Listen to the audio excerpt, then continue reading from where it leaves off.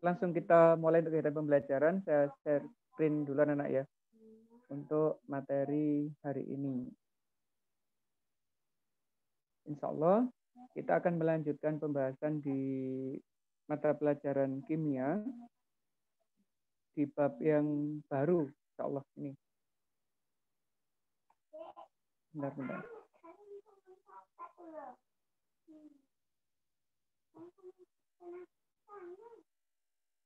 Masih nggak mau jalan. Kita akan masuk di materi baru, insya Allah, di bab baru. Namun sebelum kita masuk bab baru, kita akan mereview sedikit hal-hal yang sudah kita pelajari selama 1 semester dan di awal semester 2. Anak-anak, untuk objek yang dipelajari di kimia sudah kita sampaikan di semester 1 itu kan ini ya, yaitu mengenai materi atau zat. Kemudian zat atau materi itu dibagi menjadi 2, ada zat murni atau zat tunggal dan campuran. Untuk zat murni atau tunggal dikelompokkan menjadi unsur dan senyawa. Ini sudah kita pelajari di semester 1, termasuk senyawa, yaitu adanya ikatan kovalen dan ikatan ionik. Sementara di campuran, kita akan mengenal yang namanya campuran homogen dan campuran heterogen. Nah, campuran homogen dan heterogen itu merupakan campuran unsur dengan unsur, senyawa dengan senyawa, maupun unsur dan senyawa. Jadi ada hubungan antara yang kita pelajari di semester 1 dengan semester 2.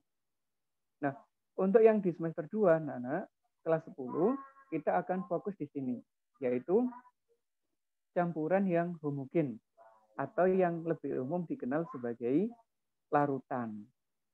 Nah, larutan yang dibentuk sama, bisa merupakan campuran antara unsur dengan unsur dengan senyawa, maupun senyawa dengan senyawa.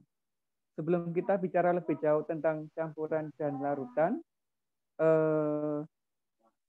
sejauh ini kira-kira anak-anak sudah familiar nggak dengan istilah larutan itu sendiri?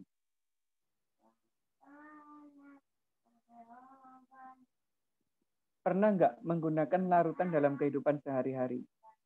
Pernah nggak menjumpai larutan dalam kehidupan sehari-hari itu? Campuran kan campuran homogen ya. Kalau campuran homogen, insya Allah kita sudah sering sekali menjumpai dalam kehidupan sehari-hari. Contohnya apa, Nana? Pernah karyawan? Pernah. Pernah. Biasanya diobati pakai apa? Vitamin C. Vitamin C. Selain itu pakai apa biasanya? Albotil. Terus selain itu pakai apa lagi? Pakai larutan. Biasanya kan sesuai dengan panas dalam ya. Biasanya pakai larutan apa? Larutan cap titik-titik itu ya. Kita nggak boleh nyebut merek. Nah, salah satunya kan itu. Nah, itu adalah contoh dari larutan juga, anak. Pernah membuat air gula? Air dicampur gula gitu aja. Itu sebenarnya juga disebut sebagai larutan. Ada yang pernah diare? Pernah, Mister. Diobati pakai apa? Oralit. Oralit. Nah, oralit itu juga termasuk larutan. Nah, gitu. Nah, sebenarnya larutan itu apa? Kita udah familiar kan ya. Larutan itu inilah, Nana, sebenarnya. Larutan itu adalah campuran dari 2 zat yang disebut sebagai pelarut dan zat terlarut. Jadi kalau ada pelarut dan zat terlarut dicampur menjadi satu, terbentuklah suatu larutan. Contohnya ini ada pelarut, terus ini ada zat terlarut. Kalau zat terlarut yang dimasukkan, kemudian diaduk, terbentuklah suatu larutan. Nah, sekarang antara partikel zat pelarut dan terlarut, apakah bisa dibedakan di larutan ini? Tidak. Tidak. Misalkan kita membuat larutan oralit yang terdiri dari air, gula, sama garam. Kita bisa nggak melihat di situ mana airnya, mana garamnya, mana gulanya? Nggak bisa. Tidak kan? Nah, kalau tidak bisa dibedakan, itu disebut sebagai larutan homogen. Nah, yang kita pelajari di awal itu adalah khusus yang larutan homogen dulu. Sedangkan yang heterogen kita pelajari di kelas 11. Betul anak ya? Jadi di dalam larutan itu ada dua komponen utama, ada zat pelarut dan zat terlarut. Lebih banyak mana jumlahnya antara terlarut dan pelarut? Pelarut. Pelarut. Jadi yang jumlahnya lebih banyak adalah pelarut. Nah, sampai di sini ada yang ditanyakan terkait dengan konsep larutan dulu? Belum ada ya? Belum. Nah sekarang kalau nggak ada pertanyaan kita lanjutkan ke sini. Yaitu bagaimana cara membuat suatu larutan. Kalau kita kerja di lab, orang kimia, orang biologi, orang fisika itu sering berhubungan dengan larutan. Apalagi kalau masuk di kedokteran, farmasi, dan sebagainya, itu otomatis kita akan sering berhubungan dengan larutan. Nah, anak-anak kan waktu di SMP sudah mengenal gitu ya, ada larutan, misalnya HCl, pernah tahu itu ya di SMP. Terus di belakangnya ada embel-embel apa? Angka biasanya. Terus ada M gitu ya. Ada HCl 1M misalkan gitu. Ada NaOH 0,1 M. Nah itu maksudnya apa? Terus bagaimana cara membuatnya? Kita pelajari hari ini. Sayangnya kita nggak bisa praktikum anak-anak ya. Kalau pas kita masuk, kita praktikum ini. Cara membuat larutan ini. Cara membuat larutan ada dua anak-anak. Yang pertama adalah ini. Zat terlarutnya berbentuk solid. Zat terlarutnya berbentuk solid. Solid itu apa? Padat. Berarti zat terlarutnya adalah zat padat. Yang kedua, zat terlarutnya itu cair. Zat terlarutnya padat, zat terlarutnya cair. Nah, cara yang pertama dulu, untuk membuat larutan, yang zat terlarutnya adalah zat padat, itu ada beberapa langkah. Misalnya kita membuat larutan garam. Garam itu kan padat ya. Langkah pertama adalah kita tentukan dulu kadar atau konsentrasi larutan yang mau dibuat. Berapa persenkah garam yang harus dimasukkan? Atau berapa molar larutan yang mau dibuat? Itu kita tentukan dulu. Setelah kita tentukan, kita hitung kira-kira berapa massa garam yang diperlukan. Kalau sudah dapat, baru kita timbang anak-anak. Jadi garamnya kita timbang dulu. Langkah pertama adalah menimbang garam itu. Setelah garam didapatkan ditimbang, dilarutkan dulu di sini, di beker gelas, atau langsung dimasukkan ke sini. Ini namanya adalah labu takar. Kalau dilarutkan di sini boleh. Jadi garam dapurnya dimasukkan, diaduk, dilarutkan, baru dimasukkan ke sini, ke labu takar. Setelah masuk labu takar, baru ditambah air hingga ke tanda batas. Yang tanda batas di atas ini. Terus kalau sudah diisi air sehingga tanda batas, ini diaduk. Terbentuklah larutan dengan konsentrasi yang kita inginkan sesuai dengan rencana awal tadi. Apakah 1 molar, apakah 10% dan sebagainya. Tergantung kebutuhan yang akan kita gunakan. Begitu. Sederhana ya cara membuatnya ya. Padatannya dilarutkan dulu, terus ditambah air hingga tanda batas dengan volume yang dikehendaki. Itu mudah. Nah, yang kedua, jika larutan aslinya, zat yang mau dibuat larutan adalah dalam bentuk cair. Misalnya kita membuat HCl 1M. Kalau kita beli di toko anak-anak, HCl 1M itu enggak ada. Yang ada adalah HCl 35%. Kalau kita konversi, itu konsentrasinya sekitar 11 M. Jadi konsentrasinya 11 M. Nah, padahal yang kita perlukan cuma 1 M. 1 molar. Bagaimana cara membuatnya? Itu dikenal sebagai proses pengenceran. Ini contoh ya. Misalnya saya di lab hanya punya yang konsentrasi 0,5 M. Tapi saya butuhnya yang 0,3 M. Sebanyak 250 mili. Bagaimana cara membuat ini menjadi ini? Nanti kita encerkan aja. Kita butuh berapa mili yang 0,5 M. Terus dari 0,5 M, berapa mili yang dibuat, kita bisa menghitung yang diperlukan itu berapa volumenya. Pakai konsep pengenceran. Nah, proses pengenceran itu dipelajari di kelas 11 waktu kita membahas bab laju reaksi. Jadi prakteknya, selain bisa dikerjakan di kelas 10, juga bisa dikerjakan di kelas 11. Itu anak-anak ya. Awalnya 0,5 menjadi 0,3 menjadi lebih kecil, itu namanya proses pengenceran, yaitu dengan menambahkan air, jumlah air. Ada pertanyaan terkait dengan cara membuat larutan? Mohon maaf, kita belum bisa mempraktekannya secara langsung. Nggak ada ya, karena teori sederhana. Terus ini, ada besaran atau ukuran pada suatu larutan. Kalau di SMP kenalnya ini anak-anak ya, ada 3M, ada yang persen. Nah, maksudnya apa sudah tahu?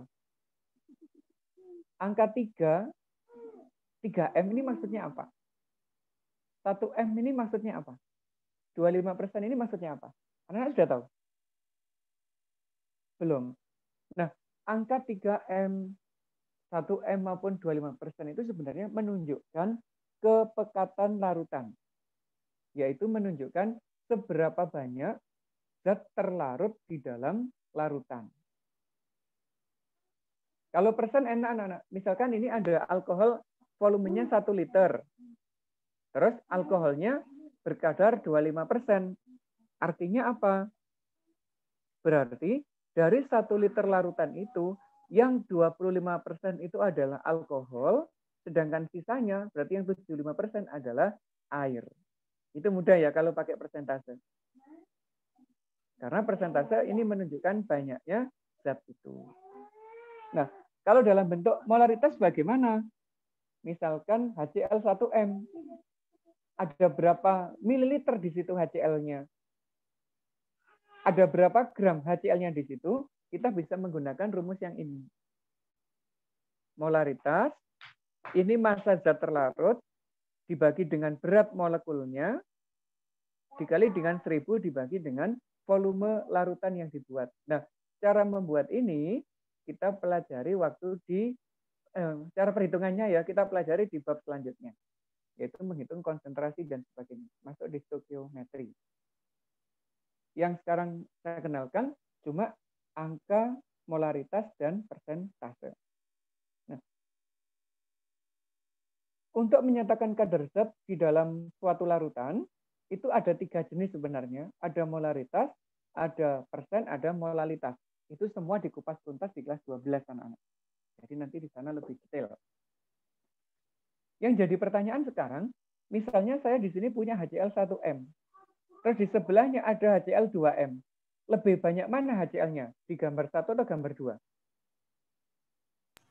Gambar 2. Di gambar 2. Berarti semakin besar konsentrasinya, semakin besar M-nya, berarti banyaknya HCl di larutan itu semakin banyak. Begitu. Bisa dipahami ya, besaran pada larutan ini ya, karena masih informasi awal. Kalau nggak ada pertanyaan, saya lanjutkan. Ini sekarang, sifat larutan. Larutan yang sudah kita buat, itu sebenarnya memiliki beberapa sifat anak-anak ya. Namun, waktu kita belajar di SMA, itu nanti 3 sifat yang kita pelajari. Yang pertama adalah berdasarkan daya hantar listriknya, terus berdasarkan derajat keasamannya, dan yang ketiga berdasarkan sifat koligatifnya. Tidak saya masukkan di sini, ini sifat koligatif. Yang pertama dulu, berdasarkan daya hantar listrik. Dikenal ada 2 larutan, yaitu elektrolit dan non-elektrolit. Kalau elektrolit, ini adalah larutan yang mampu menghantarkan listrik. Kalau yang ini, tidak. Kemudian, perusahaan-perusahaan besar berusaha membuat larutan yang disebut sebagai larutan elektrolit. Mengapa Kalau kita contohnya apa dalam Mister tubuh kita? elektrolit? Kenapa? Contohnya larutan elektrolit apa Mister? Ini contohnya. Yaitu minuman isotonik yang sering kita konsumsi dalam kehidupan sehari-hari. Misalkan pas kita capek. Pas kita capek, itu kan terutama berkeringat ya, kan mengeluarkan keringat, dan di dalam keringat itu sebagian ion akan keluar. Akibatnya di dalam tubuh akan kekurangan ion. Nah, apa dampaknya kalau kekurangan ion? Ion itu berfungsi sebagai penghubung antara satu saraf dengan saraf yang lain, anak-anak. Antar saraf itu kan ada tegangan listriknya. Nah, tegangan listrik itu bisa mengalir jika di situ ada perantara. Perantaranya adalah ion. Kalau kita berkeringat banyak, ion tubuh kita berkurang. Akibatnya apa? Koneksi antar saraf menjadi berkurang. Agar tidak terjadi, kita perlu suplai ion dari luar. Salah satunya adalah minuman isotonik ini. Begitu. Jadi peran dari minuman isotonik itu membantu menjaga jumlah ion di dalam tubuh agar koneksi listrik dari satu saraf dengan yang lainnya tetap terjaga. Begitu. Itu ya tujuannya ya. Nah, elektrolit itu mampu menghantarkan listrik. Kalau ini tidak. Yang kedua, itu berdasarkan derajat keasaman atau pH. Dikenal ada larutan asam, ada larutan basa. Yang asam anak sudah kenal ya. Misalkan cuka. Dipakai untuk apa biasanya cuka? Untuk menambah apa? Rasa di makanan bakso misalnya gitu ya, cuka ya. Ini sifatnya asam. Selain itu, tubuh kita juga mengeluarkan keringat. Sebagian besar di keringat itu juga asam cuka, anak-anak. Ada cukanya. Makanya tubuh kita kadang baunya kecut. Lah yang bau kecut itu adalah cukanya. Jadi kalau beli bakso, yang jual kehabisan cuka, cukanya boleh ngambil di kelek. Nah, itu ditambahi dari kelek kita. Kan enak itu. Tambah kecut-kecut gimana gitu ya. Nah, dari situlah mengapa kalau kita mandi itu menggunakan sabun, anak-anak. Sabun itu sifatnya apa? Basah.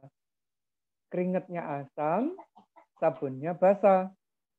Kalau terjadi reaksi di kulit kita, netral. Sehingga tubuh kita kalau habis mandi tidak lagi licin, tidak lagi bau. Karena asamnya sudah ditarik oleh molekul sabun yang bersifat basah.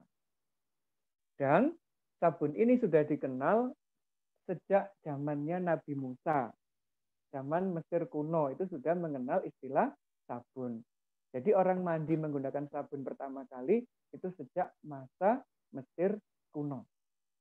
Jadi sudah sangat tua ya. Walaupun mereka belum kenal kimia, tapi sudah tahu prinsip-prinsip yang terjadi di ilmu kimia. Nah, di antara dua sifat ini anak-anak, untuk hari ini kita hanya bicarakan yang atas, yaitu berdasarkan daya antar listrik. Kalau ini fokus di kelas 11 nanti. Jadi kita nggak ngomongkan ini dulu ya. Kita fokus di sini dulu. Sudah siap untuk daya antar listrik? Ya. Ini konsepnya. Pernah lihat gambar gini nggak sebelumnya? Belum ya? Nah, ini adalah alat uji kemampuan larutan menghantarkan listrik atau tidak, anak-anak. Ini nanti anak bisa buat di rumah sendiri, sederhana. Kalau ini kan yang standar lab. Terus kalau anak membuat sederhana ada rangkaiannya di belakang. Saya tunjukkan nanti rangkaiannya. Ini adalah alat uji untuk membedakan daya hantar listrik pada suatu larutan, anak-anak. Kemungkinannya ada 3. Gambar ini, gambar ini, gambar ini. Untuk gambar yang pertama, ini lampunya nyala terang. Terang banget lampunya. Terus, selain lampunya terang, di bagian ini, penghubungnya bawah ini, juga akan terbentuk gelembung gas. Biasanya begitu. Di sini ada gas, di sini juga ada gas. Lampunya terang, ada gas. Kalau yang gambar kedua, ini lampunya nyalanya sedikit redup banget. Bahkan bisa jadi tidak nyala. Namun, di sini ada gelembung gas. Lampunya redup atau tidak nyala, tapi ada gelembung gas. Ini kemungkinan yang kedua. Kalau kemungkinan yang ketiga, lampunya tidak nyala. Gelembung gasnya juga tidak ada. Jadi kayak nggak ada perubahan sama sekali gitu yang di sini ya. Nah, dari ketiga percobaan ini, daya hantar listrik itu bisa dibedakan menjadi 2, yaitu menghantarkan listrik dan tidak menghantarkan listrik. Yang menghantarkan dikenal sebagai larutan elektrolit, yang tidak menghantarkan dikenal sebagai larutan non-elektrolit. Sedangkan yang elektrolit ada dua, yaitu menghantarkan kuat dan menghantarkan secara lemah. Kayak ini tadi. Ini yang menghantarkan kuat, ini yang menghantarkan secara lemah. Yang jadi pertanyaan kenapa? Sekarang gini. Mengapa kok bisa berbeda-beda? Ada yang kuat, ada yang lemah, ada yang tidak menghantarkan. Kira jawabannya gimana? Bahan yang dipakai beda, Mister, mungkin. Betul sekali, Mbak. Yaitu tergantung bahan yang digunakan. Bahan yang digunakan yang dimaksud adalah zat terlarutnya, solutnya. Jika zat yang dilarutkan berbeda, juga akan memberikan sifat larutan yang berbeda. Misalkan yang ini, mengapa dia terang? Ternyata zat yang dilarutkan itu jika di dalam air berubah menjadi ion secara keseluruhan. Semuanya pecah menjadi ion. Ada yang ion positif, ada ion negatif. Terpisah semuanya. Jadi kalau ada senyawa dimasukkan ke dalam air, dia bisa menghasilkan ion dalam jumlah yang sangat banyak, mudah menghantarkan listrik, dikenal sebagai elektrolit kuat. Begitu. Namun, jika ada senyawa kimia yang dimasukkan ke dalam air hanya sebagian yang membentuk ion, ini ada ion, tapi ini masih ada molekul. Artinya hanya sebagian yang membentuk ion, itu dikenal sebagai elektrolit lemah. Jika ada senyawa di dalam air tidak menghasilkan ion sama sekali, jadi tidak mampu membentuk ion ya, itu dikenal sebagai non-elektrolit. Karena keberadaan ion inilah yang membantu terjadinya arus listrik. Ada ion bebas, ada elektron yang bergerak, makanya listrik bisa mengalir. Itu anak-anak. Makanya di sini kuat, karena semuanya adalah ion. Di sini lemah, karena ionnya sedikit. Di sini tidak menghantar, karena tidak ada ion sama sekali. Begitu. Bisa dipahami ya penjelasannya ya? Alhamdulillah. Nah, kalau kita lihat di tabel, yang kuat ionnya banyak. Yang lemah ionnya sedikit. Yang non-elektrolit nggak ada ion. Daya hantarnya kuat, lemah, dan tidak menghantarkan. Nah, sekarang apa yang disebut dengan derajat ionisasi itu anak-anak? Derajat ionisasi itu adalah kemampuan suatu senyawa untuk membentuk ion. Kalau kayak gini, kayak gambar yang pertama, artinya ion yang dibentuk semuanya mengion. Semua zat terlarut membentuk ion. Disebut mengalami ionisasi sempurna. Kalau terionisasi sempurna, itu disimbolkan dengan alfa sama dengan 1. Alfa itu disebut sebagai derajat ionisasi. Tetapi kalau mengalami ionisasi sebagian, kayak gambar yang nomor 2, itu alfanya tidak 1. Yaitu antara 0 sampai 1. 1 ini artinya 100% terion anak-anak ya. Kalau ini berarti tidak 100% terion, hanya sebagian kecil aja. Kalau kayak gambar yang ketiga ini, dia tidak mengalami ionisasi. Tidak ada yang terion sama sekali, makanya alfanya sama dengan 0. Boleh di screenshot yang ini, karena konsep utamanya ada di sini. Sudah? Bisa dilanjutkan lagi? Mantap. Sederhana ya? Materinya sederhana yang pertemuan hari ini. Nah, ini contoh penjelasannya anak-anak. Detailnya ini. Larutan ada 3 jenis, kuat, lemah, dan non-elektrolit. Ini sifatnya sudah kita amati tadi ya. Terion sempurna, menghantarkan listrik dengan kuat, listriknya nyala dengan terang, gelembung gasnya banyak, dan sebagainya. Nah, yang penting ada di sini, yaitu contoh senyawanya. Untuk contoh senyawanya, yang elektrolit kuat itu sebenarnya dikelompokkan menjadi 3. Kayak NaCl dan KCl, ini adalah senyawa ion. Boleh ditulis ya. Yang membentuk elektrolit kuat adalah senyawa ion. Contohnya NaCl, KCl. Yang kedua adalah asam kuat. Asam kuat itu cirinya ini ada H di depan. Misalnya HCl, H2SO4.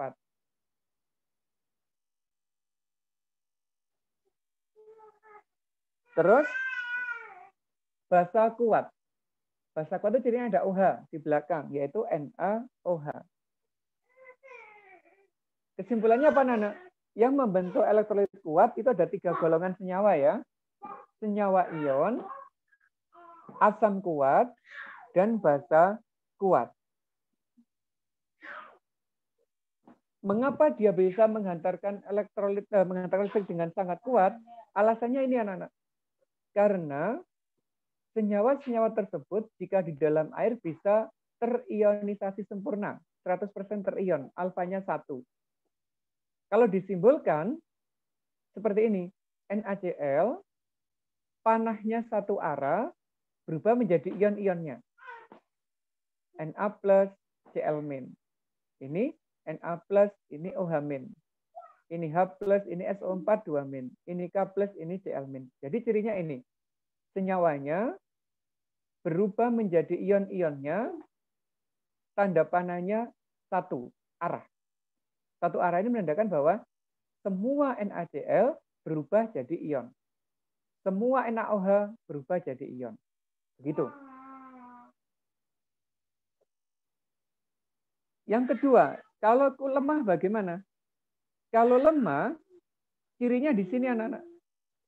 Panahnya ada 2. Yang bisa membentuk panah 2 itu adalah asam lemah. Ini contoh asam lemah ya. CH3COH ini cuka ini. Ini cuka adalah contoh asam lemah. HCN juga asam lemah, asam cyanida yang bisa digunakan sebagai racun. Racun arsenik, racun cyanida itu membunuh semua.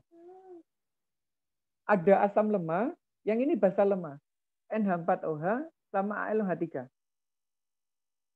Jadi, mayoritas elektrolit lemah itu terbentuk dari asam lemah dan basa lemah. Jika diionisasi, itu tandanya ada 2, anak. Panahnya ada 2. Maksudnya apa? HF misalkan. HF ini bisa membentuk ion H+ dan F-, tapi tiba-tiba kembali membentuk molekul HF. Ini membentuk HF, HF dan F- kembali lagi membentuk molekul HF. Makanya kalau digambarkan, sebagian ada ion, sebagian ada molekul. Kalau yang non-elektrolit, ini hanya terjadi perubahan wujudnya aja. Ini contoh dari urea, anak ya. CONH2 2 kali ini adalah urea. Awalnya wujudnya padat, S ini padat, berubah menjadi Ag. Ag itu adalah larutan. Dari padat menjadi larutan tanpa terbentuk ion. Kalau nggak ada ion, baru dia masuk non-elektrolit. Senyawa apa yang masuk golongan ini? Glukosa. Ini glukosa. Sukrosa. Urea. Alkohol. Ini alkohol. Ini adalah golongan alkohol, C2H5OH. Bisa tahu ya perbedaan masing-masing ya. Kalau ini panahnya ada 1, berarti kuat. Ini panahnya ada 2, berarti lemah. Kalau hanya perubahan wujud tanpa ada ion, berarti dia termasuk non-elektrolit. Ini sudah masuk di molekularnya. Ada pertanyaan? Nggak ada. Alhamdulillah kalau nggak ada. Ya kita sudah selesai. Kalau nggak ada, saya lanjut. Nah, di soal itu biasanya gini anak-anak. Ditanyakan, mana yang lebih kuat? HCl1M kah atau HCl 0,1M? Daya hantar listriknya. Lebih kuat mana? 1M. Kenapa lebih kuat yang 1M, Mbak? Karena Menurut saya kalau yang HCl 0,1 itu lebih kecil gitu, Mister. Betul sekali. Ini berhubungan dengan konsentrasi gitu ya. Artinya, kalau 1M ini molekul HCl-nya lebih banyak daripada yang 0,1M. Kalau semakin banyak HCl, berarti konsentrasinya semakin tinggi, jumlah ionnya juga semakin banyak, makanya daya antarnya semakin kuat. Gitu ya. HCl1M lebih kuat daripada HCl 0,1M karena perbedaan konsentrasi. Kalau yang kedua coba. Ini HCl1M, ini H2SO4 1M. Lebih kuat mana daya hantarnya?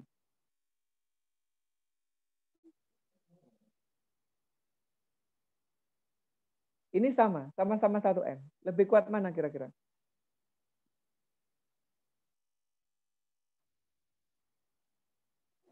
Ini saya bantu dengan ionnya. HCl punya 2 ion. H2SO4 punya 3 ion. Lebih kuat mana kira-kira daya hantarnya? H2. Lebih kuat yang H2SO4. Betul, Mas. Cara ngeceknya gimana? Ini punya 2 ion. Ion pertama, ion kedua. Kalikan dengan ini. Berarti 2 ion dikali 1M. Tapi kalau ini, ionnya ada 3 dikali ini. Berarti 3 ion dikali dengan 1M. Berarti lebih besar yang H2SO4. Kesimpulannya, daya hantarnya H2SO4 lebih kuat daripada HCl walaupun konsentrasinya sama. Perbedaan apa ini? Perbedaan jumlah ion. Itu yang kedua. Kalau yang ketiga gimana menjelaskannya?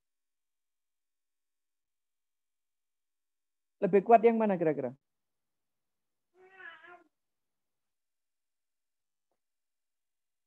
Lebih kuat yang ini asam kuat anak-anak. Sedangkan ini adalah asam lemah. Kalau asam kuat tadi membentuk elektrolit kuat. Kalau asam lemah membentuk elektrolit lemah. Berarti daya hantarnya akan lebih kuat yang HCl 1M dibandingkan dengan CH3COH 1M. Karena perbedaan apa? Kekuatan asamnya. Ini perbedaan konsentrasi, ini perbedaan jumlah ion, ini perbedaan kekuatan asam. Begitu. Kalau ujian itu yang sering keluar kayak begini anak-anak ya, disuruh bandingkan.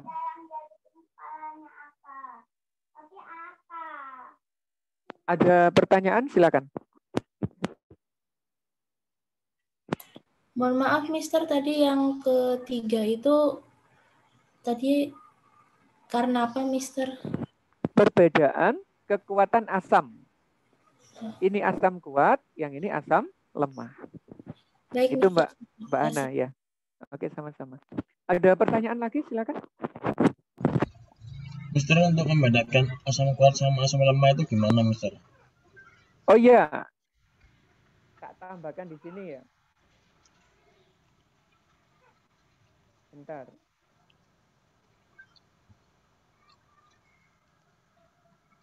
Langsung saya tulis ya anak-anak ya. Ini adalah asam kuat. Tak tulis di sini aja. Asam kuat. Asam kuat itu jumlahnya ada 6. HCl, HBr, HI. Kemudian HNO3, H2SO4, dan HClO4. Ini asam terkuat, anak-anak. Ini asam terkuat. Jadi, kalau ada senyawa asam, selain 6 ini, itu adalah asam lemah. Yang perlu dihafalkan cuma ini aja, asam kuat ini.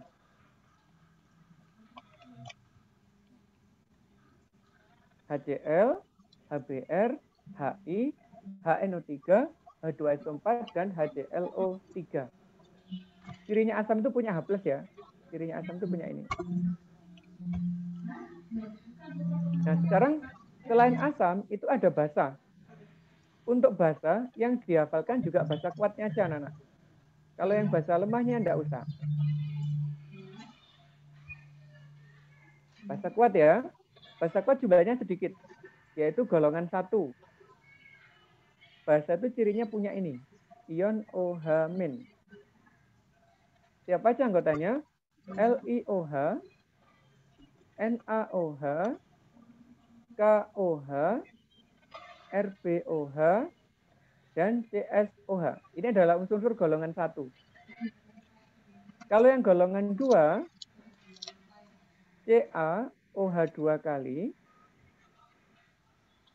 SrOH 2 kali, dan BaOH 2 kali.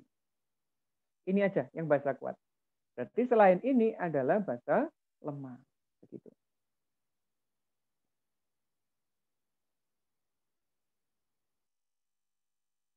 Nah, ini ya. Sebagai catatan anak-anak, ada asam kuat, ada basa kuat yang harus diketahui. Kalau yang lemah, enggak usah. Terima kasih Mas pertanyaannya, diingatkan yang itu. Saya lupa nggak tak tulis tadi. Ada pertanyaan lagi, silakan.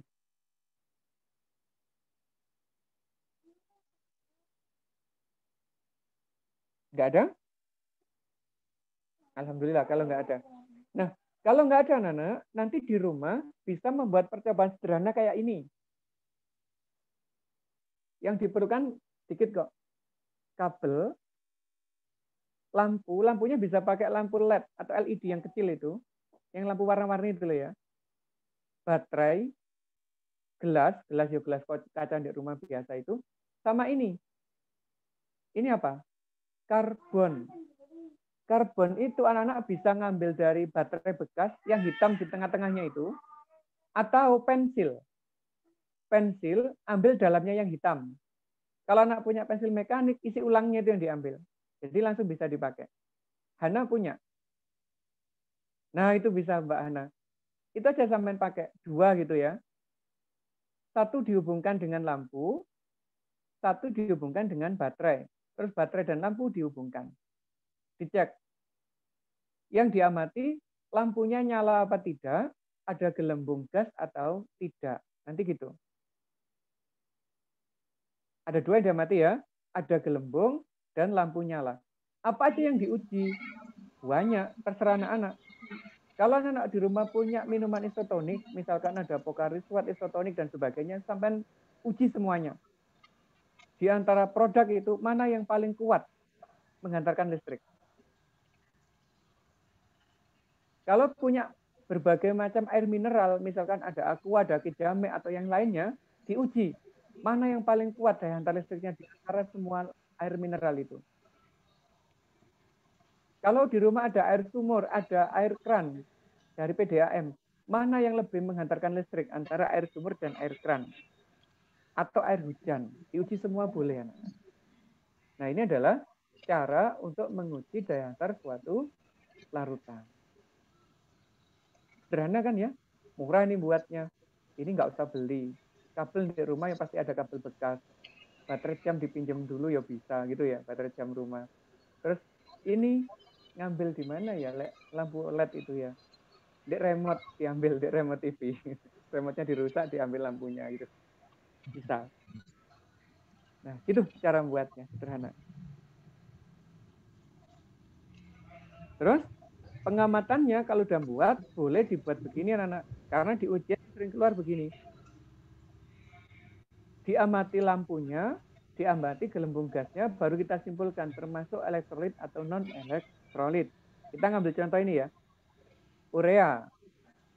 Lampunya nggak nyala, nggak ada gelembung gasnya. Kesimpulannya adalah non-elektrolit. Sedangkan amonia, nyalanya nggak ada, tapi ada gelembung gasnya. Berarti dia termasuk elektrolit, tapi elektrolit yang lemah. Begitu. Jadi tabelnya boleh ditambah. Elektrolit kuat, lemah, dan non-elektrolit. Dibuat 3 tabel. Boleh begitu. Beda dengan HCl. Kalau HCl, nyalanya terang. Gelembung gasnya banyak. Berarti dia elektrolit kuat. Nah, begitu anak-anak cara membuat tabelnya. Ini bukan tugas loh ya. Kalau mau nyoba di rumah, silahkan. Tapi kalau tugasnya sudah saya upload di Google Classroom. Tugasnya sudah ada di sana. Sederhana kok. 5 menit aja selesai. Dan selesai. Apakah ada pertanyaan? Silakan.